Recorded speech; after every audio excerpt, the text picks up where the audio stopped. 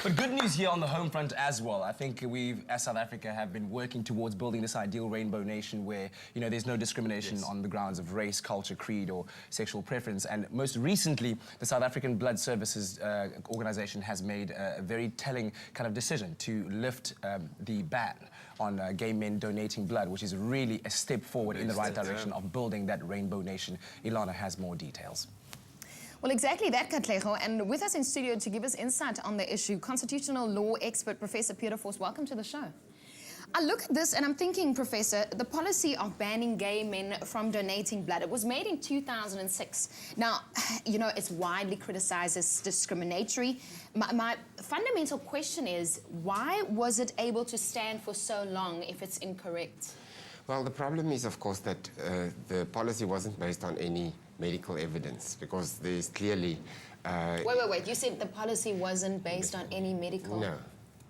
No, of course not. It was based on prejudice. Right. So, as the Constitutional Court said in another case dealing with HIV, prejudice can never be a justification for discrimination. So, what the Blood Service did, they assumed that because you are gay, you're going to be more likely to be HIV positive. But that is, of course, not true. Especially not in the South African context.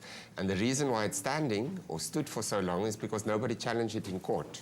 So you cannot, unconstitutional policy can only be declared invalid if you actually, somebody must take it to court. Right.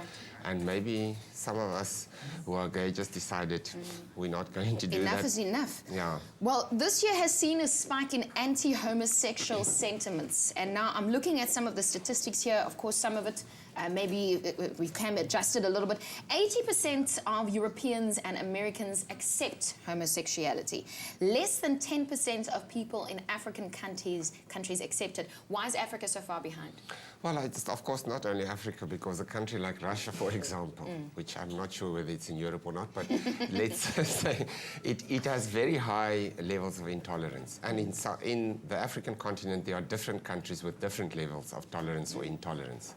But it's often a combination of religious beliefs and... Or ignorance. Yes, but also it's in countries where men's power have been disturbed in some way, I think, where patriarchy is dominant, but where it's being disturbed, and people get very nervous and fearful. For some reason, there's this weird idea that if you are going to have to sit next to a gay man, you are suddenly going to be also become gay or something like that. So there's a fear, I think, about people's masculinity, and then they just they become very intolerant. I can imagine that there's an idea for a new book to be sparked there. Uganda's tough new anti-gay law, it's sparked crazy stuff. I mean, there's a surge in human rights violations. It includes arrests and people losing their jobs and their homes and being kicked out of stuff.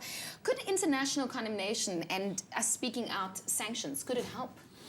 Well, you know, of course, we know that just because you're going to tweet something, it's not going to really make a big difference. But I think a combination of international pressure, but that's a little bit tricky because it can easily look like a kind of colonialism, you know, the West, white people coming to tell Africans again what to do. So I'm not always sure that helps that much.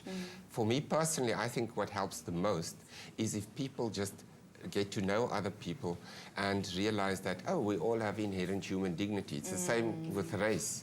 You know, you're going to be less likely to be racist. I want to get to this question. Majority of people are against homosexuality. That's our truth. Yeah. If so many people are against it, what can be done to basically change the perceptions of those people? I mean, you just said it, get to know the person. Yes. You see, the idea is that we all have this inherent dignity. But people don't always see that. People are ignorant, people are fearful. So the only way is, I think, if people get to know other people and realize, oh, actually, it doesn't make any difference. We are just human beings. Well, it's hotly debated, and we're so happy that you came to talk to us about this, Professor. And we sparked a conversation about it. Go to our Expresso Facebook page. Join in the conversation. We want to hear what you have to say about this. Of course, the new SA Blood donation policy and the ban that has been lifted. We want to talk more about it on our Feel Good Breakfast show. Well, speaking about Feel Good, we're heading to exercise, and this time a different type of exercise. At first, I was fearful about it until Tenji took it over and showed me exactly what it is all about. Take a look at this.